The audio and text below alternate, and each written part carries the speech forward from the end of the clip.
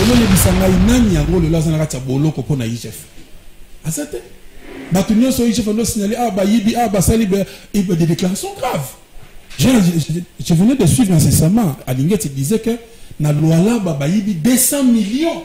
Mais mboka yango toko vivre na ba conditions parce que déjà tous que na zo benga blackout. Kala mingi te Kinshasa est comme ingouvernable, invivable. Pourquoi? Parce que depuis 60 styles l'eau, tu évolues les lots moroté. Déjà, moroté Sikao Basala est zaté. Depuis 1960 jusqu'à aujourd'hui, au monde Congo et Saka Congo to yebarawana. Tilelo, ça fait très bien. Pas toi la nuance soit na bonne volonté. Bazako kwe na mbeba à cause y entourage à chef. Entourage à chef de l'État. Soko baye pa na babinga inde boye. Oza obligé à banda ko pesa ka bango bambongo. Omoni mbombo ekoki kozala destiné pour na intérêt communautaire et comme il y a ko servir batu. La petite nyonso to banda ko sala et région to sala qui a DGRK pour écouter sa recette au sani. Dernièrement na ke koyoka même vignette na zaki na réunion à DGRK, vignette va pesa on a mundele mongo à gérer ango. Donc l'hôtel de ville ne perçoit qu'une certaine, 10%, il y a des recettes, mais finalement, les Congolais, pour bâtir ce beau pays, les Congos de nos aïeux, unissons-nous, peuple congolais, la main dans la main, pour bâtir ce beau pays, les Congos de nos aïeux, Kinzonzi. La palabre africaine, unissons-nous, peuple Congo pays, les Congos de nos aïeux. Unissons-nous, peuple congolais, la main dans la main, pour bâtir ce beau pays, les Congos de nos aïeux. Kinzonzi, la palabre africaine. Ouais, dans le monde entier, partout, Nassi, Boyoka, Kibino, Moko, Kalate, Babi, Kinzonzi. Voilà, merci mesdames, mesdemoiselles et messieurs, chers téléspectateurs, nous sommes là juste pour vous informer. C'est vrai que vous avez besoin de nous, vous avez besoin des informations, vous aimeriez à ce que vous puissiez un peu savoir plus sur ce qui se passe présentement ici en RDC. C'est vrai, on va y aller tout droit au but, Gilles Alinguet, à la porte de l'IGF. Je pense que la situation ici entre M. Gilles Alinguet et Peter Kazadji, on va essayer un peu d'en parler à travers cette émission. Il y a beaucoup de choses à dire là-dessus. Quel a été l'apport de l'IGF pendant la période si difficile que traverse le Congo? On va essayer un peu d'en parler. On va faire des analyses sur ce que l'IGF a apporté, surtout au niveau de la ville-province de Kinshasa. On en parlera très bientôt là. Laissez-moi le temps de vous signaler déjà qu'à travers cette émission, on va parler plus sur la ville-province de Kinshasa avec tout ce qui se passe comme aléa ici à Kinshasa. C'est vrai qu'on a parlé de Kinshasa sans trou, mais contrairement par rapport à ce qu'on est en train de voir ici à Kinshasa, c'est vraiment regrettable. C'est presque partout ici à Kinshasa, il y a des trous, même au niveau de la Victoire, même au niveau de Selemba, ou même au niveau de Bandal, partout il n'y a que des trous. Qu'est-ce qui se passe avec ceux-là qui sont en train de diriger la ville-province de Kinshasa? On en parlera à travers cette émission. N'oubliez pas qu'aujourd'hui, on va y aller juste du côté de la Tchango, juste pour parler un peu de ce qui se passe. C'est vrai qu'il y a ce qu'on appelle des récupérations politiques. L'État salé locaux, au moins le député Morabimisi Moutou a lobby que grâce à Ngaïnde loko et Salama. Sola likambo ya nzela ya Matankumu, to sola likambo ya entrée à Petro Congo, to sola likambo ya nzela Otobengi ya Roi Baudouin, communément appelé Bolenge. C'est pas pour rien, nous avons invité un des leaders d'opinion dans de ces coins, juste pour que nous puissions un peu faire un peu des analyses, parler un peu de tout ce qui se passe dans ces coins. C'est vrai que tout le monde aujourd'hui se fait dire leader, tout le monde aujourd'hui représente le président de la République, tout le monde se fait dire aujourd'hui je suis de la présidence, et ainsi de suite. Alors toujours, qui est qui fait quoi? Sauf qu'à un niveau, il y a nous autres terre jaune et Salama déjà depuis longtemps. Tout est bien et Salama, mais ils appellent un bateau babimisa mutu balobi que programme c'est grâce nangane nzela ou Salama. Tandis que tout est bien na katia programme il y a 145 territoires ya chef de l'État et ba insérer ba acteur rebelle y compris nzela otobengi ya BAT. Nzela otobengi ya terre jaune. Nzela na biso o tozomona lelo bazo sala siko ya entrée à Matankumu et ainsi de suite. Ils ont na katia programme il y a 145 territoires. Mais nous avons de ces députés qui se dit aujourd'hui c'est grâce à moi que nzela et Salama, grâce à moi né ba sala nzela oyo. On va essayer un peu d'en parler à travers cette émission. Qu'est-ce qui se passe aujourd'hui entre Gilles Alinguette et ndeko na biso Peter Kazadi? To remia ko solango lelo, to invita ki président Henri Lisumbu, juste pour to remia ko solo là puisque c'est quelqu'un ou mesana ko tonga un vrai songi na mai to remia ko solango na ye puisque vous savez la ville province de Kinshasa, lui il a eu à diriger l'ASECO où ils allaient bongo association ba chauffeur il y a ville il y a RDC à mboka na biso et à soit qui ville ASECO na se a tomboli yango a pesi yango ba gazo boyebi te comment lelo ASECO na banzi boyebi nyonso ya sala aza mutu ya yambo oyo asombi mituka pona konta ASECO sur les lois qui toujours na poste wana mais tu regardes que les lois ASECO comme na mapangu ebele mais l'ASECO depuis que ça existe jusqu'à aujourd'hui bazata na lupangu mon côté bazaka ba locataire les locaux bazata na véloté pourquoi puisque basala qui est fort ba meka kolongola président Henri Lisumbu na comme président ya ASECO ya ville Kinshasa ba matisa le kolo boyebi so ba ezana ba poste mususu ba matisa le kolo ezana ba tio na garage donc ba option opportunité te pour au sala sur quelque chose. On va essayer un peu d'en parler. D'abord bonjour docteur Trésor Kibachi. Bonjour vous rejoindre dans la mission Okimara lelo bana nazo Kimarate nazamwa na Masina nazamwa na Changu nazamwa na Kinshasa donc na mona kimbela na yo na bi c'est quand même notre ambassadeur na événement monene ngana yebi mingi yo na sima ya événement mbonda Changu sala ke bana ya Changu oyo bazo sala ebele ona point wana et pour que bazo moins visibilité aussi et encourager bango beaucoup plus na oyo bazo sala bako ba aussi ko sala yango mais malheureusement ngai na figure raté na kati ya l'événement wana par contre ils sont sali quand même moins belé ce qui les loyo parmi ba privé oyo bazali na morgue moderne oyo za na niveau moko na morgue o mokonzambo kati na church 2023 biso moto installer yango so ke na loso wana okuta hôpital ya monene za wana pona bana Masina et ezo sunga population de ezana morgue wana ezana morgue ya monene na kati une morgue moderne et puis tozo ezana morgue ezana na ba panneau donc chez nous makambo ezalite banini nzoto monte baby makambo na sezalité déjà la moté tout ça makambo ebele. Là, je pense dans le mois de mars, nous avons lancé le nouveau produit congolais Damas. Damas. Nous encadrons ma maman maraîchère Nyoso, à peu près de 3000 mamans maraîchères, c'est-à-dire que nous faisons une entreprise qui a produit nos mamans pour na logistique parce que ba pièces ont na marché à cause de la logistique. Maman a bookindunda na pour na kati. Tia bimisango kino libanda ba gymnastique nyonso ya sali. Abotiango na kati a prix ya biloko oteke la biso. Raison pour laquelle je suis lever option na baninga mususu partenaire langa officiel les ali CLC groupe quand même kambami na ndeko Nzambi na bandeko ya Robank pour bazo accompagner biso pour que tout aider vraiment ba maman wala nyonso. Je pense que na ça moi ba détail ce qui nza basungi to kozonga notre émission ou spécialement tout le bela Damas awa a Chang. Très bien. Na pesi mbote ya trop na bato wala ndabiso na poto sikoyo. Na pesi mbote na Anise Pedro azolanda biso na niveau ya mikili na pesi mbote mingi na yemei le maréchal Rive Kono azolanda biso présentement na Suisse na pesi mbote na Titi Levallois azolanda biso na Suisse. Je pense il sera ici à Kinshasa très bientôt là na produit na ye o ya auto sala siko puis ça na studio assisi travail o azero sana studio et puis aroye la bino pena travail ya Modogo. C'est vrai que wana ma musique ezangate na banzi ezana bandeko baza mieux placé pour robeta masola ndule mais le rôle vraiment idéologie ngo touta côté wana neto lo barato moment esprit kinois to robosa na ngote et puis na pesi merci na yemei on a lingara pe minga zolanda biso za Cyril qui na fumu na forme na niveau ya France zolanda biso sans pour autant oublier des Castro de Kwenda oyo madilu ayemba les sel mutasombela madilu et yoji a valeur ya 30 000 euros on a ne salamate banda mukile banda président Henri Lisumbu d'abord bonjour ambassadeur Nixon na sepeli koza l'émission et na pesi ba chauffeur nyoso la ville ya Sambote pe ba baza kolanda biso. On oublier que tu n'es pas venu aujourd'hui pour le compte des chauffeurs. Non mais justement quand les gens me voient à travers moi ils voient les chauffeurs. Oui. Donc il faut identité na ngai na bimisaka ngoleur nyoso parce que ngai na vie na sali musa mususute na za taximan professionnel na bani musa na 78 Tilelo na sala musala mususote à part musala taxi. Donc à chaque fois que je me présente à la télévision, je représente cette frange de la population. Faut souligner très important. Comment patron dans ce taxi.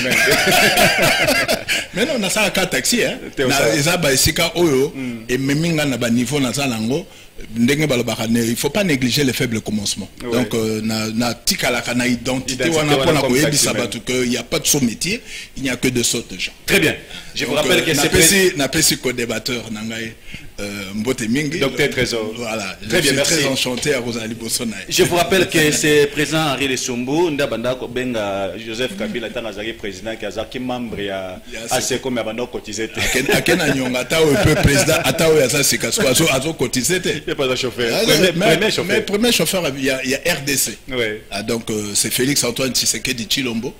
Asa membre d'honneur, normalement, et c'est à chaque mois $1000. Membre d'honneur, ils ont $1000. Donc il y a $1000 multiplié par 12 fois 7. Sali na pouvoir, donc merci beaucoup. On va démarrer directement cette émission avec ce qui se passe présentement au niveau de l'IGF. C'est comme vous le savez, nous avons applaudi les efforts de l'IGF. On a applaudi Gilles Alingete. C'est vrai, Congolais nous abetaki maboko tanga monaki ndeko Gilles Alingete na mutu ya IGF, mais aujourd'hui tomoni batien ndeko Gilles Ngete à la porte. Et puis, la version bimé belé, la vérité bimé, il y a des tournements et des tournements on les a banda pour contrôler, pour surveiller, pour landela, mais des tournements à Katia IGF. Avec ce qui se passe aujourd'hui, je ne sais pas, vous êtes informé, quelle analyse faites-vous par rapport à ça? Bon, l'analyse c'est que le pays est très mal géré et à la tête, enfin, en fait, dans les gouvernements, il y a des opportunistes. Des gens qui, pour accéder dans un poste, un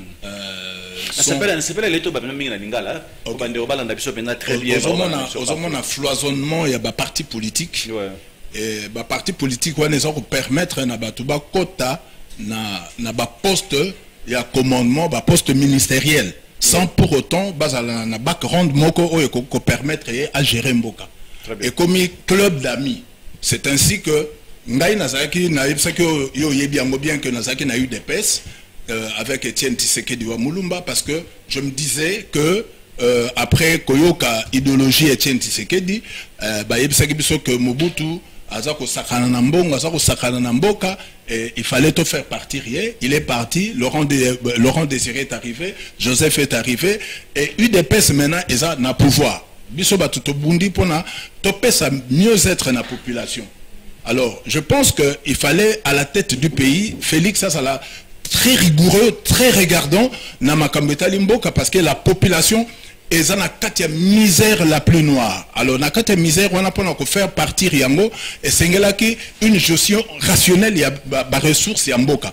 Mais, les lots, Nicolas Kazadi, Jules Alingeti, moi, comme la fois passée, je t'avais dit, lorsque tu sais qu'il y a élection, c'est un procureur général de Akanga, Kadima, pour la élection bâclée au Asalaki. De la même manière, information haute, ça qu'on soit sikasikoyo, n'a pas haute personnalité en Boka Labiso, ça frustre et ça coupe, ça passe dans la population pour la Koyoka, montant j'ai la linguette, ça coupe, ça détourné $200 millions. Voilà pas.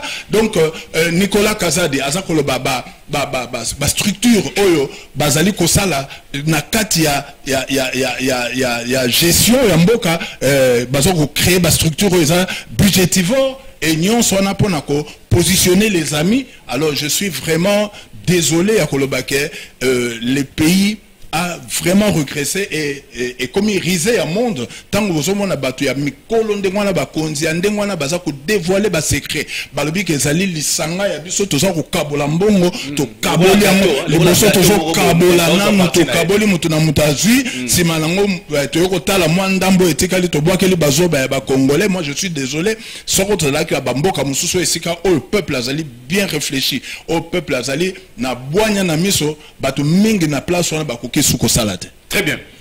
Docteur Trésor, c'est vrai qu'en tant que Congolais, Quinois, tout ce qui se passe ici en RDC, M. Zomona, Moutema Pezali, Kosala Moba analyse, ça fait un peu très mal comme on a les autres qui m'ont Nabiso, Mokonjambo, Sala Bafor, Nyon Sengeli, mais au moment à quelque part, ils ont un bateau, on dirait Balingi Mokonjambo, Kate, ou Lingi Bazan a besoin d'un intérêt dans le personnel. Analyse ne Kosala par rapport à IGF d'abord. Toujours dans mon Kessima, qui noie Congolais, ça peut ça qui IGF confiance. Mais dans ce cas, le de comprendre, IGF, où est-ce qu'il a un rôle à contrôler et comme il a un détournement. Analyse ne Kosala par rapport à ça. Oh, analyse, nous avons tout simplement que Bissoba Congolais à tous les niveaux. À tous les niveaux, Congolais, il faut tout changer. Il faut tout changer. Ah oui, ils ont un problème avec l'IGFT. Parce que moi, je savais déjà que c'est Kaboye. Comment expliquer? Bateau va travailler dans l'entreprise et à l'État. Ils ne sont pas très bien payés, mais les agents de l'IGF, papa bateau va vivre à niveau moussou, l'équipe même professeur à l'université, dans le salaire. Alors, donc il y avait déjà une injustice sociale pour les Aladiwana. Il est vrai que l'IGF depuis l'avènement et permettre à ce que quand même que Batouba là na moi bobangi et à l'État. Moi je dis souvent que et aider Baniyibi à développer niveau moussou ya koyiba. Contrairement à ce que nous on pensait. Parce que l'homme reste l'homme, Ndengazali. Et surtout si moi je suis un théologien en passant, bateau de un homme animal. C'est-à-dire Moutoyo, Amnaye, ils sont dirigés par on les a dirigés par son esprit, mais c'est plutôt l'âme qui dirige l'esprit. Moutoyo, Amnaye dirigé l'esprit, papa, même s'il est ministre. Moi j'ai connu des cabinets à ministre, ils sont en fait les ministres. Niveau na bango, ils ont assez pour le cas où Moutoyo a un niveau, il y a des membres, un service, il y a un ministère. Et lui, mon frère, il dit que Bissonio sur le Congolais, tu me sens à tirer sur Baninga. N'a comme il a un gaï, n'a qu'est-ce que Bayambi, n'a si manayango, au tiki mama ya komela. N'a pas mama ya komela, au tiki wana, et tikali ko beta na makofi na si manayo, moussou ali ko zebele, Baninga bazoate. Moi je pense que c'est le mot trop cadre, tout globalisé.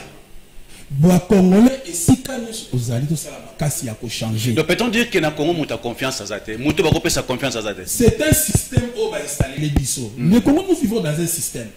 Un système lorsque tu arrives au pouvoir, soit par Nayo Kende. Parce que la plupart de nous sommes à niveau du ministère, à niveau du cabinet, et belé batiki ba famille na basi na poto. Donc ba yo kotoka pour être pas Kende pour vivre pour na. Il est vrai que IGF a bandé les pandémies. Le loyer bisanga inani yango le lazana katia boloko pour na IGF. Asate. Batunyo so IGF on doit signaler yibi sali des déclarations graves. Je venais de suivre incessamment. Alingue te disait que na loi là yibi 200 millions. Nani yango yibi 200 millions. Aye ko dénoncer ngo sikoyo. Vous imaginez 200 millions de dollars. Biso tozo là Kinshasa c'est les athées. 200 millions en somme basse la moussala na. Ville Kinshasa banzele zomi partout. Partout donc pour dire que mon frère mboka za mboka na biso. Nous avons mboka mususuté. Ata au Pays-Bas, Canada, ba Belgique, au sort quitter l'aéroport en Gilles. Donc au Kamila kena awa na zoge pana. Aux na kinya moko bena mute. Mais mboka yango to ko vivre na ba conditions parce que déjà to zoke na zo benga ngo blackout. Kala mingi te Kinshasa est comme ingouvernable, invivable. Pourquoi? Parce que depuis 60 styles l'eau, tu évolues les logos morotés. Car c'est la mort de... Oui.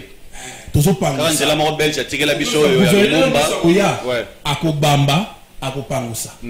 Parce qu'aujourd'hui, bateau nous sommes gérer les lots. Bazo gérer ba méfait à ba o ba précédent qui bango. Ouais. On n'a pas évolué depuis tout ce temps. Donc, IGF faisait que le Romoko, sous Mozitu, le premier ministre Mozitu, et quand il y a un garage, Mokonzamboka Félix Tshisekedi à l'ongolien on a garage, et Bandiko Sala, mais Moussala n'y a ce IGF à Sali n'a pas mort à consommer, à soumis na Mboka en réalité, à soumis Mboka les logos morotés. Il dit bien que Bayibi tel montant, la suite maintenant c'est quoi? La justice fait à la Simanangoana pour que et implémenter ba idée nini IGF bandaki pour que bato nyonso basali ba crime économique. Mais Gilles Alingete yemoka loba yango ke bango basana doit ko kangate rona bango ezaka juste ya ko dénoncer après batiki justice c'est ça la musana bango faute na bango ezaki ni. Mais la suite papa ya loba basala ka ba contrôle moko en amont pendant et en aval. Patrouille financière. Patrouille financière na bango soi-disant basala ka bandeli. En tout cas j'encourage les travail hein. Au lieu que nous sali musala na ye to za na mboka moko za to uti na moi libulu il faut toujours encourager. Mais les aboutissements. Mais maintenant la suite c'est quoi? Voilà. Contrôle les sara ko kanga miyibi. Contrôle peut aller au kuti baza sous-payé. Normalement fallait pas jouer tel avantage ko bimisa ko pesa bango ba avantage. C'est ça aussi le contrôle. Je n'ai jamais vu un rapport de l'IGF. Par exemple le dit que agent et cadre il y a au GFRM babande ko sa salaire autant normalement na ligne budgétaire na bango il fallait aussi bazwa sous prime il y a autant bazwa ka yango te pona nini ba pesa ba na rapport à IGF ça raté. Très bien, ça fait très mal.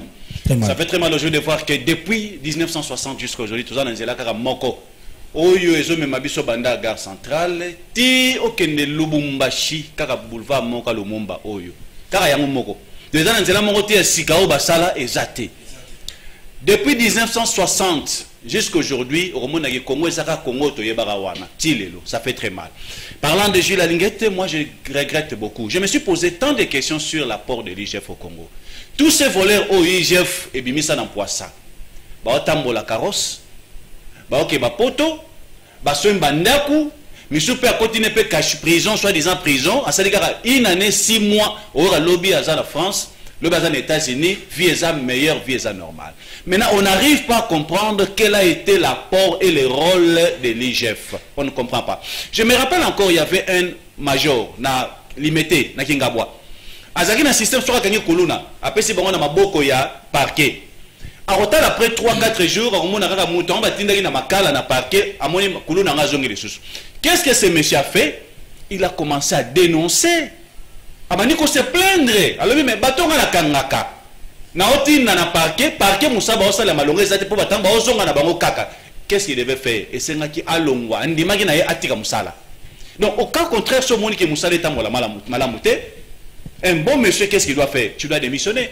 Tu dois démissionner. Donc moi je pense que pour la raison de ma docteur Trésor Alobi, l'IGF est apporté dans le loté et pas d'abus. Tout ça sérieux est apporté le loté. Le dossier monto lobela awa les Kamboya Matata Pogno. C'est vrai qu'ils ont pas souhaité que les prisons, oui, c'est normal. Sur le ça des tournements au Ibi, ce qui va cataloguer autant d'années au sein de la prison, c'est tout à fait normal. Mais toi quand ça n'a pas manqué. Toi là batebe ba iba da mboka au ba 200 millions, ndenge te ko trésor tolo ba 50 millions. Ba otambola ba vivre normal. Et na Congo ba tonga te loté. Où est la population? Mais ce monsieur Matata Pogno, malgré il a volé tout ce que les gens peuvent dire, mais ce qui est Kindu, Totali, Université Ondekowana Tonga, ils ont servir na combien de personnes, ils ont combien de personnes, ce Totali Bansela Oya Tonga na Kindu, ils ont aidé combien de personnes. Le Toro a fait la montée, maman Atobité, malgré il a volé, mais il a quand même investi, il a construit au pays. Pas contrairement à cela, bazoko apporter le côté. Lelo par rapport à troubles dans la Kataï Jeff Lelo, Gilles Alingete fois Kende déjà remplacé Azali, ainsi de suite. Est-ce que c'est un bon choix aussi? Non, non, bah, en fait, moi j'avais mon professeur, hein, c'est lui qui m'a enseigné dans un groupe scolaire à Côte Mwanda, dans Jescom, dans Mwanda. Il fut IGF aussi. Mais à son époque, le professeur Mbwangi de heureuse mémoire, à son époque, IGF ne fonctionnait pratiquement pas. Ouais. Nous devons jeter des fleurs à cet homme-là, Jules Alingeti, pour avoir métamorphosé. Papa, ça commis dans l'inspection générale de la finance, mais ce sont les bureaux, mboka na biso ifo ezala nango tant on a mona ka ba policier toza okendo kosamba na ba bureau ya ba conteneur ya ba tol. Je me dis au moins voilà quelqu'un oyo aye ko modifier et ça leli ndenge moko na mona ki pe muto aye ko gérer au GFRM ndenge a modifier ki yango pe ndenge na monaka Tambwe Mwamba ndenge a modifier ka ofida o eza lelo DGDA batwana nyonso wana ya bonne volonté baza ko kwea na mbeba à cause y entourage à chef de l'État soko ba ye pa na ba binga nde boye oza obligé ko banda ko pesa ka bango bambongo omoni mbongo ekoki kozala destiné pour na intérêt communautaire et comme il y a qu'au servir bateau. La preuve en est que biso tango gouverneur Kimbuta a bengi biso alobi non nommé gouverneur de la ville a bengi biso tokendo ko étudier sur la refondation de la ville de Kinshasa. Nous étions kuna na centre Nganda bato aboanya toko réfléchir secteur par secteur comment tokoki ko corriger peut ko bongisa ville à Kinshasa. Nous y sommes restés pendant pratiquement presque 2 semaines. To silisi musala, to bengiye, pe to créer des GRK. Régie à finance et ko permettre au gouvernement à avoir des moyens ya politique nae. Mais tant aussi que régie ane bandi, ngai na secteur à transport, na sali effort, batu banda kosomba vignette et puis na yebisi gouverneur boy. Gouverneur sorte basombi vignette. Yo nangai to telema to sali balabala na yebisi ba chauffeur voilà ndenge to sombaki vignette tala vignette makambo esali. Vous comprenez? Donc bon robine bo sombaki parce qu'il faut to motiver bato. Ouais. Bato faut bailler quand même bon robine somba. Taxe il faut une certaine redevabilité par rapport à la taxe. Impôt wana to yebi na biso te mais taxe il faut yebisa bato lo nezo ça. Président ba chauffeur a télémé, gouverneur a ville a télémé, bota la balabala to sali. Ça va motiver les gens. Tant que vous avez ça bango na mbala exercice que basomba vignette ba sala. Mais si malango est communé, tant que comme pour na ba makambo ndengo na kubenga hôtel de ville na okoma tant que na kuti ba musicien bazai.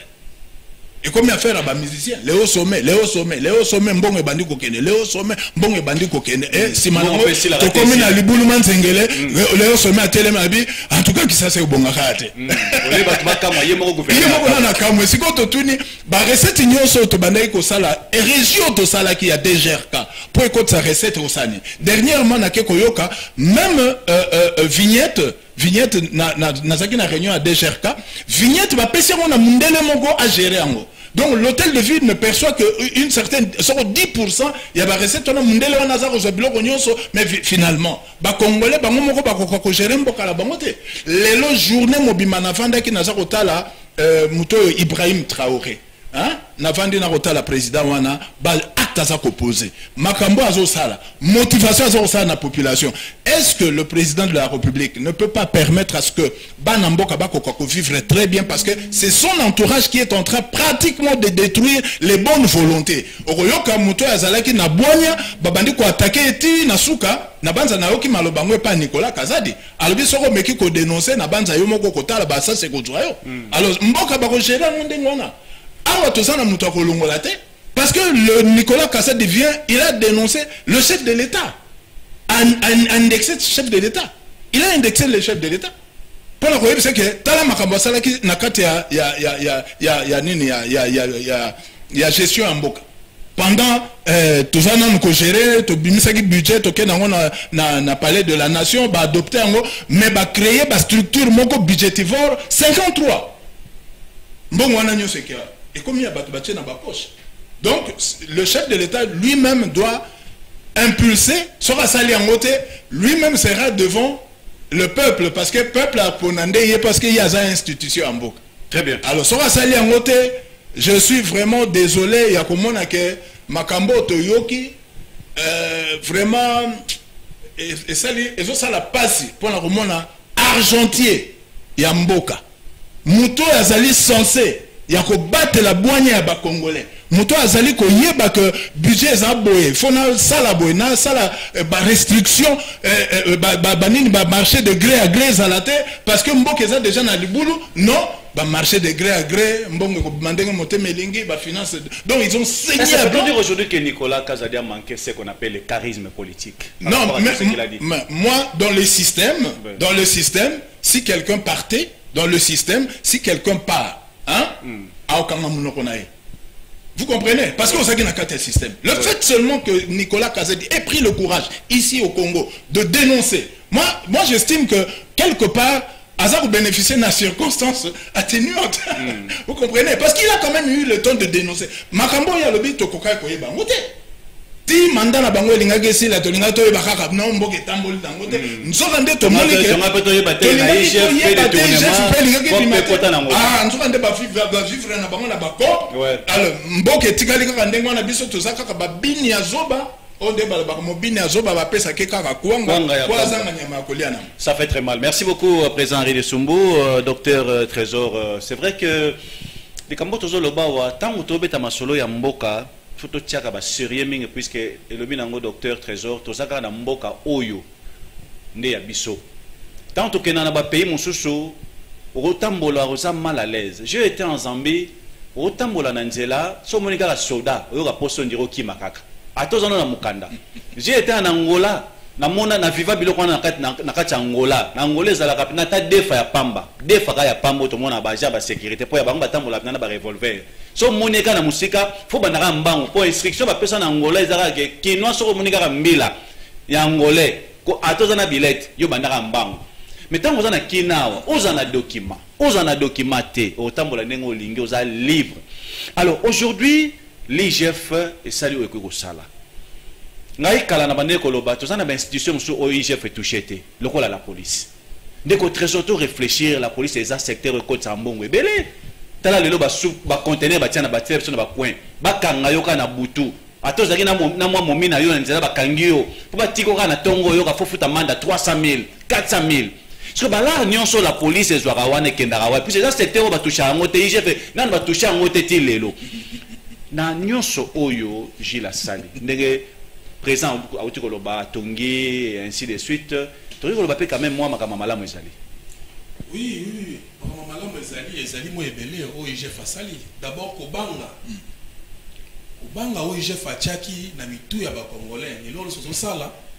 Il faut y avoir il faut ça la contrôle. Ouais. Chose qui n'existait pas. Mais le problème c'est que Azagina a accompagné la justice. Voilà. Donc ce qui est justice, ils qui justice à Malamu. Là dans ça la paix, notre ministre de la justice, Constant Moutamba, Abanda dit très bien, mais la direction de comprendre plus rien. Pourquoi? Parce que depuis Abandaki, tout le monde est serré à côté Makala. Tout le monde est serré, il arrêté et puis confisqué bien parce qu'au Congo les gens volent. Nengo Lobagiwana à côté Kacho à 2 mois, 3 mois, 6 mois, une année et demie. Bon, on a Ibaki à Bombiang ailleurs. Peut-on dire qu'il y a aussi des politiciens, la ministre passe à mais les plus grands voleurs, c'est des ministres. Mais c'est. Mais oui. Au fond là, au fond, travail de fond. Il n'y a rien. Même dans le ministère, il y a rien. Justice. Tout ce que tout le monde a l'élo. Je vous l'ai dit, le ministre Constant Moutamba a bandaki très bien. Mais 2 ans après, si tout le monde a mandat Mokonzamboka, tout le monde a l'élo comme a substance, l'élo comme a concret. Pourquoi? Parce que justice n'a pas toujours été l'élo donc on peut dire aujourd'hui que la justice aussi va contribuer à la destruction de Gilles Linguet. Mais oui, parce que Gilles Linguet a sali Moussala na ya osala contrôle. Il y a la justice là. A sali contrôle, a tient à disposition ya bateau, ba ça la suivi. O ba oki ko interpeller bateau ko kanga bateau. Et maintenant ceux qui bino bo interpeller bateau te bokangi bateau te, ya yeni na kati. Mais aussi elo moko sali moi pasi. Donc il a dossier à 6 communes. Tant ba kendaki na niveau à Chine kuna. C'est dans les à peu près environ dans les 30 millions de dollars ibimaki. Entre guillemets, tu dis que na ba propos yo na télévision Argenté Kazadi à l'obike il paraît que bandeko ya IGF ba wela ki mbongo ba bipo eza na musala o bango basalaki. Bazo mériter ko zo mbongo wana. Papa boko mériter ko zo 30 millions. Nous avons la manie des millions dans Boka Otoni. Papa. 30 millions, le roi Master na Bango. Si les gens bazo mesurer, conseil la biso ba wenze par exemple. Ngaza mwana masina. Eti wenze ya kimbango na kati wana. Ezo senga ba millions te. Ba wenze lokola oya kulumba. Et c'est un million de ata 5,000 balles à femme kokina. Et kokina ngo ba mama wana bateka ka biloko bateka la biso na kati ba mai na kati ba terrasse. Ndunda wana na kati ya terrasse to lia ka bon ko sala ndenge ni. Et maintenant bozo ka bazo zo ba 30 millions. Donc ba l'équipe na ba 100,000, ba l'équipe ba 500,000, ba komina ba millions. Oyebi mboka na biso lelo. pour connecter Congo Mobimba nord sud est ouest na ba niveau nyonso basala ngo na niveau à multimodalité, c'est-à-dire les avions, les aéroports, ba chemin de fer, les routes, ba lac, ba connecter RDC Mobimba, il nous faut 20 milliards. Avec 20 milliards développement nyonso yango wana. Parce que si quand zélé leki développement pour Hollanda, et même à développement. Mais nous ne comprenons pas tant que vous avez des millions. Des millions, on ne peut pas. Attends, par exemple 15 millions. Sur le bio, $100, 100 par jour. Si on couvre aussi ça. Attends, il y a $500 chaque jour. On concilie ça, mon frère. Maintenant, dans le niveau de population, papa, il y a des quartiers, je donne un exemple. Le quartier local là, Mafuta Kizola. Et ça n'a pas conditions population. Moi, je presque chaque week-end. J'ai mes bases, ma maman maraîchère, les aider à couper, il faut arriver, à couper et tout comme ça. Mais aux hommes, on a misère, il y a des jeunes comme nous. Au PSK, à 2000 francs, il est même prêt à faire Melayo. Vous imaginez. Mais vous entendez des compatriotes nous voler des millions. La série, mon colonel, papa. Ça fait très mal aujourd'hui. Tandis que Nzela ya Kolumba, Misale Fandi, 1 kilomètre, ça coûte combien? $1 million. Donc, ce que Nzela Kolumba, pour nous aussi s'embouteillage na Tchango Libela. Donc, ce que je suis rebellé déjà dans minute avec rien que car par exemple 7 millions, Nzela Kolumba si non. Kobanda pena aéroport, 15e rue, Nzela Sili. Nzela c'est quoi aujourd'hui? Oh, bah, ça Nzela c'est comme Maf. Nzili brasserie. Oh, le mois de Kanseta, Obimana Munga Fula, Basuka 8 millions, Batier, Nzele Sinamo. Mais il y aura ce que monto Banama Baoïba. Donc, Mboga Oyo, je me rappelle encore, c'était qui encore, Vital Caméra, qui a parlé du vol intelligent. Et à ce moment-là, ce vol intelligent. Comme je le vois, maintenant, tout le monde comprend, maintenant, Baba Fakwa. Donc, on a des politiciens, Baba Fakwa na Congo. Les seuls pays au monde, autant de millions d'années libres, autant de au côté de la boîte, mais la base à l'aise, la population a souffert, ce n'est qu'au Congo, ça fait très mal. Est-ce que, docteur Trésor, aujourd'hui, vous parlez des politiciens, vous parlez du vol, tout ce qui se passe au Congo, oui, la population va souffrir, mais que pensez-vous par rapport à Banjela, à Kinshasa, où il y a l'autre jour, comme ce gouvernement Salinzela, un individu, un député, il y a le bino grâce Nangaï, na muni on a commis na masina wana, basali nzela ya Kulum ya Matankum. Matankum et Salami, je vis plus de 10 banderoles. Chaque député a eu à Tchéouaï, oh grâce Nangani Nzele Salami, grâce Nangani Nzele. Que pensez par rapport à ça? Papa, ils n'ont pas si peu mawa. À ça, les confusions. À mon commission politique, on dirait Moussala Naï. Moi, je suis médecin. Je suis médecin, je suis à l'hôpital général climatique, je suis affecté là-bas, là, et bien là, on a des politiciens et tout qu'on sort, ils ne travaillent pas. Ce sont les gens à Moussala, l'État à la Kati. C'est quelqu'un au pire petit à vieux qui gagne, tout ça, allez, à Komapé et tout qu'on sort. Banzela loko la neti yanso anzelo tangi ya Matankumu. D'ailleurs ba travailler katani. Ikoloni sumsala esala masuste. Nazo ba mutali boso salaka ka niveau Marco Bangouli à l'époque. À sala ka niveau et utaka je pense ne bandela Matankumu a quitté ça qui moment mokele bima côté orientation pe bima na balabala Mobutu. Balabala Matankumu wana. Moi je suis à 100 fil depuis 87. Dans sans fil. Na mona balabala wana ndezalaka asphalté à l'époque. Na ndenge zobe bato zo vivre yango. Itina ba venema ya ba élection ndenge yé.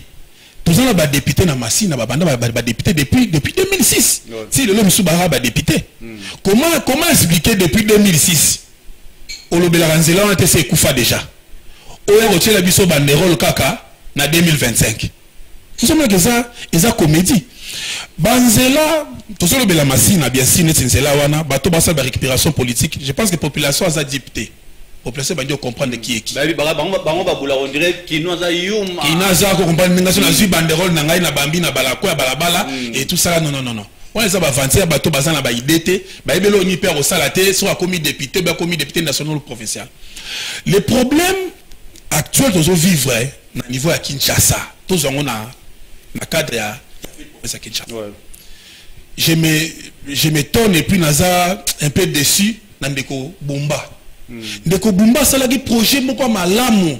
Et je pense que même la plupart des ministres en Nabiso se comportent à bongo. Akoya quand azu ministère, azana ba signation au gouvernement PCA. Mais dans la gestion au quotidien, il y a des petits problèmes écomaka. Et la plupart des ministres abandonnent la signation à PCA dans le gouvernement pour accompagner na ba problème mike ou akutani nango pendant zo gérer. Nde ebele ba bungi saka vision yaki nango atiki yango à côté amo salama mususu. Ndeko Bumba alo sala mêmement likambo de Congo bila salaki, likambo opende okimbuta salaki. Et sera ken na liro zo kendele wana na suka mandat na ye azaka nika un échec. Pourquoi je n'a pas exemple mon kaka. Na minute oyo coin oyo ko sunga villa Kinshasa nyonso ebonga eza Tchango. Pourquoi? Parce que Tchango à lui seul azana à peu près 80% des terres. Il y a ville province à Kinshasa Mobimba. Mais aza seulement 20% il y a population il y a Kinshasa Mobimba. Par contre, les autres communes c'est Tikali. Ils allaient seulement à 20% des terres, mais il y a 80% il y a habitants il y a Kinshasa Mobimba. Si quoi ce que bolingbo longo la Kinshasa na gouffre et l'aura les bossés alignés. Le gouverneur Bumba, il faut d'abord déplacer bureau naïe à Memayuna Tchango. Sera ça même makasi a déplacer même habitation naïe à Memayuna Tchango. Sera même bien par exemple na niveau Ntele, à ko benda ville à niveau à côté kuna. Et pour désengager même un embouteillage parce que muto oh chaque temps à la moira avec nos salles na niveau ya ville kuna à ça sous na ville avant na Tchango à okene malamoko musala isika au gouverneur Azali. Pourquoi? Parce que esika bakoyi ko aménager na urbanisme la biso lelo à sala musala ya ko aménager. Vous savez que Nselmo mesa eza urbanisé te nzela basala ya mulayi o ekei basali boulevard malamu e ulongo banda aéroport ekei ti na niveau ya Kinkole. Pourquoi? Parce que mabele et longo esike zalaki et yeti etiki nzela ka mukeboye. Alors namba maya mbula na mabele on etondi nzela no se bandi ko bukana. Donc là je lance un appel na Ndeko Bumba. Azaki na programme moko malamu assemblier te na makambo so ezoko malelo akomi ko buka ba mama na nzela ko longola batu balabala za nzela te. C'est eza yango te. Abosala yango 1 mois 2 mois après ba mama na bazana nzala. Bakozonga na balabala na pona koteka biso pe tokosomba kaka a se concentrer na essentiel na ministre oyo a désengorger ville province à Kinshasa biso ni to sala na ville biso soki na direction moko soka longole batu nyonso na direction moko et que ye moko nanu obita mokonza mboka soki pouvoir ne bandeli on nous a dit que il habitait à niveau Maluku kuna et puis vous allez vous remarquer que la direction même à l'autorité mais comment que bazo kende wapi bazo kende na Maluku. Donc ville à Kinshasa est comme le rôle entonnoir au batunyo so bakende la direction kaka moko na tongo bino so na pourquoi à partir à 16h bozo bi meloko la kata libulu moko tinel moko boy bino so bozo songa po bozo na banda na bino. Ça fait très mal. Je me rappelle encore par rapport à message à gouverneur de la ville que Sana Bandela Moussousou ou le gouvernement central. Par exemple, Bandela ils ont des grands acteurs, le rôle à Boulpa Lumumba, du 30 juin, Njela Nabisopeo, il y a Victoire Ouana, ils ont dépendre du gouvernement central. Mais il doit quand même y avoir une collaboration entre le gouvernement central et le gouverneur Nabiso Daniel Bumba. Pourquoi? Puisque nous, c'est-à-dire qu'on a toujours pas une ailleurs. Puisque tout ça, on a vu que Kinshasa, l'institution, c'est Zoamine de Awa. Ce qui m'a camoué baby Awa et Simbité, on voit d'abord le gouverneur de la ville. Donc, il doit aussi comprendre qu'il doit faire pression au gouvernement central pour que Banjela Wana et Salema. Aujourd'hui, vous évoquez un point très important. Ils ont un ministère, M. Nagombito, et Bate Sarani. Ministère, le rôle de l'agriculture. La ville est Sarani. Gouvernement, le rôle de la pêche et l'élevage. Nagombe et Sarani. Gouvernement, le rôle de l'urbanisme. Nagombe Moussana Wezani. Donc, et ça, normalement, l'État congolais, ils doivent quand même réfléchir. Donc, il ne faut pas comprendre.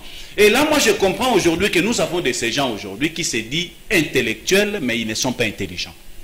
Puisqu'il y a une différence entre être intellectuel et être intelligent. Voilà. Puisque quand vous appelez dans mon condibo, ça c'est mon condibo, faire comprendre que le ministère de la pêche et l'élevage. Dans la ville, pendant Moussana Wezani. Or, sur le ministère de la pêche et l'élevage, Batiango Nansele. Le ministère de l'agriculture, Batiango na Maluku. Je pense que beaucoup de gens ont diminué l'embouteillage, puisqu'il y a autant de personnes qui ont dit que le ministère a pêché l'élevage. Il y a Sokunate, comme au Kendekuna. Le ministère de transport, il y a un industrie.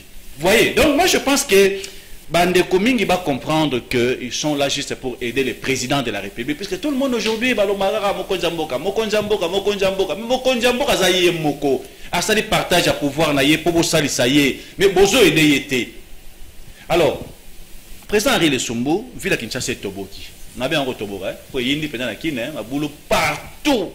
On a eu mon de vivre en route, car les gens assez, mon montant aux gens en ma boulot n'est l'élection n'a pas temps pour comme une émission.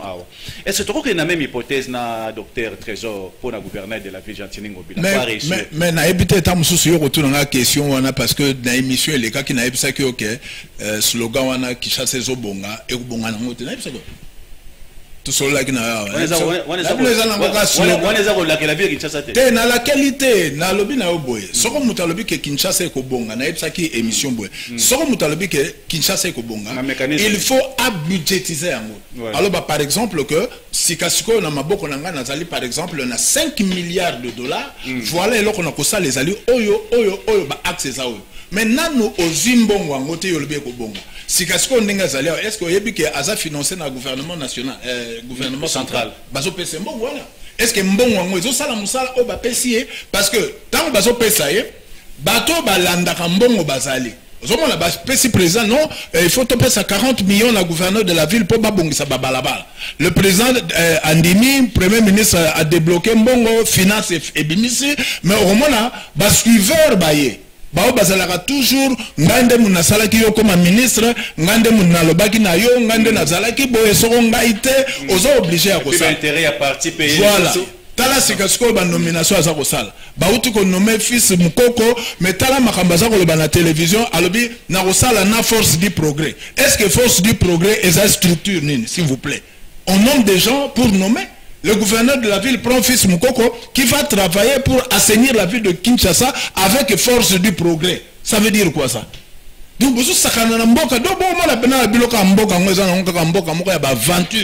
j'aurais souhaité que le gouverneur de la ville ait déjà en place service d'hygiène, azongisa yango, azongisa ba brigade d'assainissement, batouana base à la rémunérer de sorte que ville est à la propre.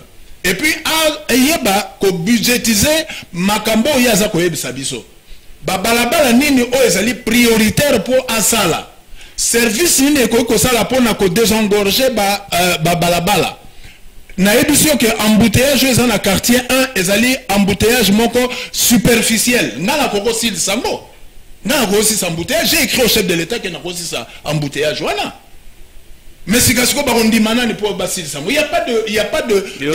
Yoso Bachelo là, na minute Bachelo, budget Morobo, s'est retrouvé aux États-Unis. Non, n'a pas ça que Yoto Zalaki n'a salé programme, moi qu'on a dit bon, Baxide, Zarosala Manaba Congo, n'a saigné, n'a mon chef de l'État, Tokutane n'a conseillé, n'a Boukassa. Abio Lingo, mon chef de l'État, pourquoi? N'a non, Balaba Landengesa n'a pas Congo, Baxida Nyon Sozo Monawana, et Zali chauffeur Barola la volant. Bazola la ponanine parce que contrôle Moko Zarosala Mate, Bandalongo Kinshasa, Azaka après ça comme en amatade. Entre-temps, na ronronnement un moteur, Moutakola la pongi peut à accident. Moi, j'aurais souhaité que à chaque 100 km, il faut tout ça là-bas, air de repos, de sorte que le chauffeur a commis à Kiti. Il faut à Kita. Bah, service la mission aux Alana, bah, Kiti si à Keko Sukola, allez. Après 1 heure, à Kokiko continuer. Non, il y a un chauffeur à payer. Mais parce que sécurité routière. Nous avons signé des conventions de Vienne en ce qui concerne la sécurité routière. Mais Congo est à telle enseigne que l'Organisation mondiale est interpellée sur le taux de mortalité dû aux accidents de circulation. Et bien sûr, dans le secteur de chauffeur. Ce chauffeur semer la désolation et la mort dans les familles. Nous devons interpeller le gouvernement qui doit sécuriser la population. Et maïele toza nango yango to tient à disposition ba konzipo ba koyoka biso. Na lebaki na yo ke na koko salango avec $150,000 nga ko salango. 53 heures de repos, ba chauffeur so ba kombale ba banda longola 1% ata 1% na péage to bandi ko bongisa ba chauffeur pour bazala à l'aise parce que développement mboka ne passe que par les chauffeurs aussi. Oyoki docteur Aouti Koloba ba route mutekoki mais qui vont banan ba osala na route wana, ça ba chauffeur. Biso ça acteur très important à développement. Mais les chauffeurs sont des gens oyo bazar même ba marchandise attendent des docteur azako bundana ba mama maraîchère. So ba sisi ba pondu na bango c'est ekota kaka na mutuka. Mutuka mutego ya nango donc batwana bakokite ko semer la mort. Batwana bakoko tchakimia. Na surtout ki kaka un mois après na réunion au gouvernement, le chef de l'État parle des aires de stationnement. Si on a 50 000 par heure de repos, mais c'est que bango bakobim ça 2 millions, 3 millions, c'est ça. Donc baluka ki bazwango depuis baloba ki yango et mutu moko yebisinga bi président ko pesa su ba makanisi non ndengwana te baza ko shipper. Merci.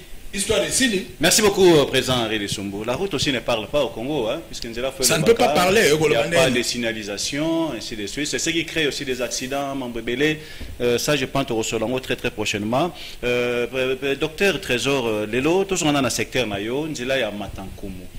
Vous savez autant de députés, Massina a au moins 4 députés provinciaux sur une sanité. 3, il y a aussi des députés nationaux qui sont là, sur les 19, Massina. Mais est-ce qu'il va se réfléchir pour un problème? Il y a Nzelango, il y a entré en Matankoum, il y a Petro Congo, on a abîmé depuis longtemps, mais personne n'en parle. Mais tous les députés passent par là. Nzelango, il y a Petro Congo, entré à Petro Congo. Ce qui va se passer, de place parce que ba citerne ba camion citerne wana ya sep et les karawana libulu wana ekomi monene bana moto bazaki beli wana na bazo kumba 2 pneus na bazo kumba 3 pneus bakomi wana ebele. La police, moi, je pense qu'il va déplacer un moment, on dirait que tout le monde a soumis, là, c'est ce que la police a dit. On a déplacé,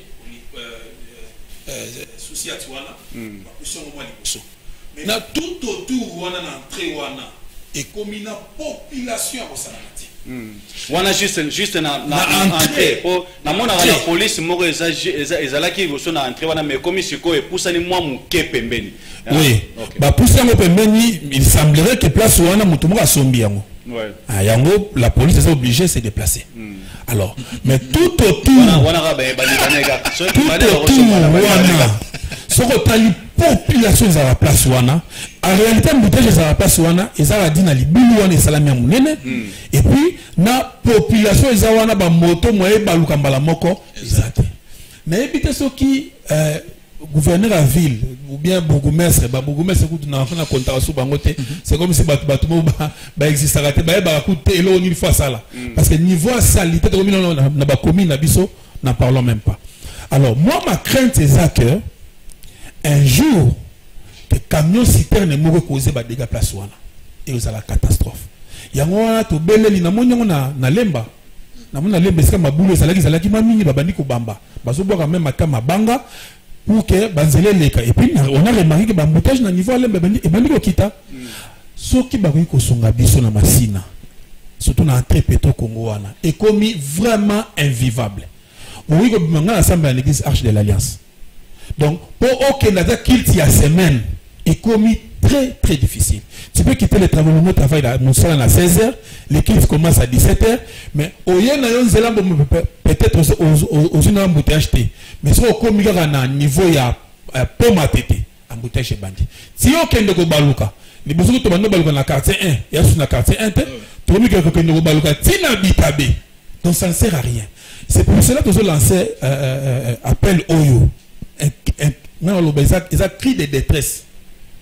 Pour ça, on a des députés. Et on a des députés qui sont nommés les OPS qui se passent. Parce que on a à peu près 19 députés. Oui, les nationaux. Les nationaux. Député mon côté na Tchango la Mamanzela. Je vais jeter les fleurs à mon frère Gaboriama. Gaborian, si je ne me trompe pas. Il est de l'INC. Il y a un Nzela Dokolo. Et ça na libulu moko munene salama ki place wana. Mais na moni na ba frère na ye moko.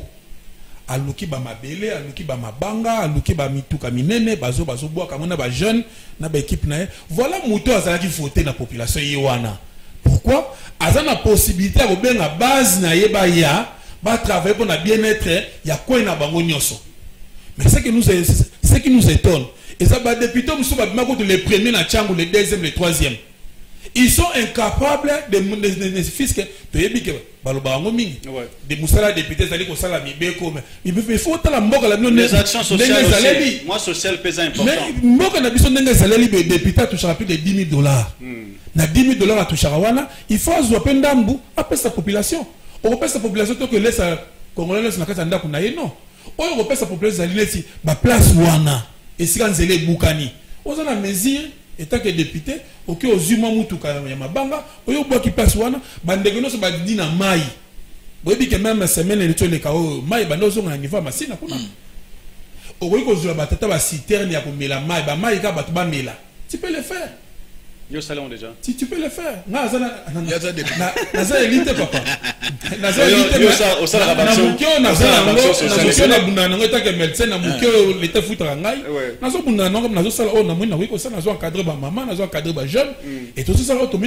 le monde ko sala ezata ke soko sala loko moko boye oye na ngona télévision wala kinzonzi ona machine na so mona ko sala ki non il faut aussi respecter hein muto otandaki liboko na ye il faut respecter na cadre que tant on peut c'est quelque chose ça c'est beaucoup plus mon pasteur. Moi je vous félicite d'abord. Souvent ça quand vous donnez à quelqu'un il faut pas aller au banasu. D'ailleurs c'est pas seulement les pasteurs, la Bible aussi le dit hein, le boko sur le pesi oyo et moi je suis surpris aujourd'hui d'apprendre que au sala hôpital à Munene na Masina au Tiena morgue na Kati oyo ba député vous savez aujourd'hui la province de Bandundu du Kwango surtout ceux qui vont souffrir l'élo souffrance à liboso zali ya rozanga morgue malonga na Kati ya grand na Kati ya Kwango mobimba donc ça passe na changwana lelo oza simple individu simple citoyen mais ndimi ko ça la morgue na commune ya Masina et puis au tien hôpital à Malonga vous êtes quand même à féliciter. Je rappelle pour na ba congolais ba kinois ba walinga komela ba maya propre maya kitoko maya elengi mai ya kitoko lelo ezaka mai moko aqua winner eza mai ya kitoko lelo bakino bazomela tina poto bazomela aqua winner alors distribution na ngona niveau ya changu pona aqua winner ezali mai ya baganyant donc distribution na ngona changu lelo njili kimbanseke masina eza bongo na maboko ya président Adonis Milvisa je le dis bien président Adonis Milvisa nde azosala distribution ya mai o babengi aqua winner eza mai ya baganyant mai ya kitoko mai moko propre. Vous savez aujourd'hui ce moment la mai za la prudent ba mai e komi ko pesa na ba mabumu pasi ba mai ba mib ba mai ka milango bozo mona wana mais mai ya malonga ya propre oti na poto ba komo senga ngo déjà ezaka mai moko aqua winner wana penda ko bossa na ngote na CP pour na moni même na France même présent en France a senga batine la de fils que moi quelques paquets ya aqua winner et ça quand même bien à niveau ya Mikili ça fait quand même du bien. Alors tout comme kende na souka me fait signe qu'il nous reste au moins 2-3 minutes on va terminer juste par ici alors tout qu'il y a une piste de solution rapidement. S'il faut aider les gouverneurs de la ville, pour la province de Kinshasa, qu'est-ce qu'il doit faire pour s'en sortir de la crise? Merci beaucoup. Nga la sana ebse na kubandaka ko ebsaka ngo mikolo nyonso RDC ezana besoin lisusuté ya ministre ya Telemi naza ko sala wese oyo selon la vision du chef de l'État. Naza ko sala école to fungo l'école selon la vision du chef de l'État. Non. Ils ont volé selon la vision du chef de l'État. Parce que tout s'est fait selon la vision du chef de l'État. Un programme national. Il faut que les députés puissent élaborer un programme national pour la République démocratique du Congo. Kolobake, Tozan a besoin autant de routes pour 50 ans. Alors, président Oyakoya a na vision wana na programme wana totika makambo ya programme mutaye asali so de mouton et tibiso embouteillage toza ko comprendre soute so de mouton ngoza ndene baye mususa ya asali passerelle et comme bana ya bana fumba bazoko teka fumba na likolo mais finalement ce pays toyebi ndenge toko tamusa ngote yango na to sengi programme national. Le gouverneur de la ville azana document moko ezali oyo Kimbuta salaki Père Lutumba oya composaki debout congolais yenda zalaki nani coordonnateur et activité au salaki akamata document wana parce que apparemment j'ai comme l'impression que bakondiambo kanabiso balingue kaka un éternel recommencement. Ils ne lisent pas les documents batala ba document. Nous avons ici un bureau d'études et d'aménagement urbain BAU oyo ba yebi villa Kinshasa malamu esika singe koleka mais bazo consultant ngote ke lotala ba bureau nango poussiéreux. Mais sur programme et le gouverneur de la ville suit seulement ce programme là et Makambetamboli.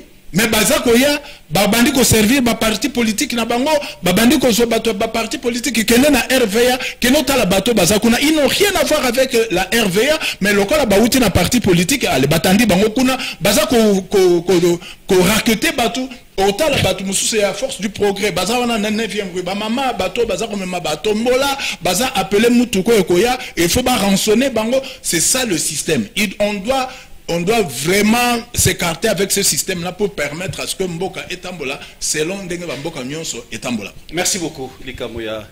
La vision selon le président de la République. Moutou Passia, comment rapportons Monara selon la vision du président de la République. Même mon seul Moutazo Yiba, selon la vision du président de la République. Docteur Trésor, tu communiques Kokene na Souka. Nalingaki au lancé message Moko Yaba solution. Surtout pour le district nayo, commune nous avons 5 députés provinciaux qui sont là. Et parmi les 5, Mokaza président de l'Assemblée provinciale de la ville de Kinshasa Mobimba. Parmi les 5, Mokaza ministre. Parmi les 5, Mokaza nommé ministre ou DG, Pati Moubenga. Mais combien qui m'bantseke va souffrir na ba mabulu nzela ezato kotir entre mikono ndenge moko mokali ndenge moko ndenge tangi pe nzela ya dokolo wana c'est la même chose. Qu'est-ce qu'il faut faire présentement pour aider le président de la République? Bon, d'abord niveau ville à Kinshasa komeli. Et ça sous un ressort il y a gouverneur T. Pourquoi? Parce que nous avons près de 20 millions d'habitants. Nous avons entassé presque 20% des terres. 20% des terres sont banda masina ti na kota gome. Et là il faut passer la sikoyo. Je propose deux solutions. Solution à liboso. Soit ba longo le poste à gouverneur ba gérer ville à Kinshasa lokola ba mairie. Ndenge tozana ba district na biso. Il y a Tchangou, pas décentraliser le pouvoir. Il y a Tchangou, bah nommé Moutumoka Chirara Tchangou, Mundajira Funa, Mukunga, na Moamba. Voilà la solution à l'Iboso. Parce que ceux qui, Moussala Isa, moi mon pied qu'on a monté, je ne pense pas que Bumba Komara même ba point Moussou. Et puis concurrence et au quota Moutonga ça l'effort. Voilà. Parce que Mbogoza partout. Voilà. Voilà la solution à l'Iboso. Solution à Mibalé, c'est au moins il faut la bonne côté. Solution à Mibalé na minute et puis photo ça la yango noki. Surtout ça, dans les 5 prochaines années, ville à Kinshasa, nous avons ça les locaux à susciter. Même parce que même n'engagez pas aller au bout quand on gagne ma pourquoi? Parce que Nzela est train. Nzela est train on a et ça l'a depuis l'époque coloniale. Mais ça l'a depuis l'époque coloniale et ça l'a a fonctionné à ménage aux tout autour. Ba ménage wana et ça sur le niveau aux à l'époque coloniale. Ba ménage est combien belé. Atabo buki bato baza pembeni wana bato baza musu yango soka bandeko on ataba la souvent au PKP 145. Vous résumez, on arrive à la fin. Donc il faut que le gouverneur a se déplacer aya ko diriger ville à Kinshasa partir ya Tchangou parce que c'est Tchangou mutuna minute oyo ils ont la possibilité ba urbaniser yango ils ont la possibilité ba asphalter yango ba kabola mamabele ba sala ba rue ba sala ba nzele sala correctement. Or aussi longtemps que bazo traîner pour na sala yango et ko sala que bato ba sala construction anarchique kuna ba ko sala musala ko babandi ko buka na ngalema lobby lisusu pa ko buka pe susu ko cha. Merci beaucoup docteur Trésor. On arrive à la fin de cette émission. Na banzi message landi bande ko na biso ba congolais bo lamuka bo comprendre que za na bateau bazo aider mokonzi mboka te za na bateau bazo kosela mokonzi mboka makambo bana sans fil bo aller veiller et za na député moko ta ko beta tolo que grâce na ye nde ba osala nzela matankum ba ko sabinote député moko ta ko sabino que grâce na ngai nzela tel ezo salama ba ko sabinote. Donc tout ce qui se passe au Congo aujourd'hui c'est par rapport aux efforts fournis par le président de la République. Donc, pour que les Congolais à vivre dans les moko ya malam. Bobo Sanate, au mois de juillet, nous aurons la première édition du Trophée Mbonda ya Congo, na Pullman, et ça, na juillet, et puis, na décembre, tout ça, na 11e édition, il y a Trophée Mbonda ya Tchangou. Merci à tous les Congolais. Merci beaucoup au président Henri Lissumbu. Mais merci, na docteur Trésor. C'est vrai qu'on investir trop, bataille baraté, aux autres apprendre, ma gambasika. Donc, on a Congolo, balingi mboka, puis balingi mokonzamboka, na ba vision, bazolanda. Au lieu de ba vision, ya royiba, mais ba vision, penya rotonga. Alors, merci. Merci. Tobosana akwate maya solo oba président bazomela ba mikonzi bazomela ba député bazomela nion son niveau secteur wana moto diriger ngo président Adonis 1000 visa. Je vous laisse en compagnie, il y a Absi juste pour le reste du programme. D'ici là, portez-vous bien et au revoir. Unissons-nous, peuple congolais, la main dans la main pour bâtir ce beau pays, le Congo de nos aïeux. Unissons-nous, peuple congolais, la main dans la main pour bâtir ce beau pays, le Congo de nos aïeux. Kinzonzi, la palabre africaine.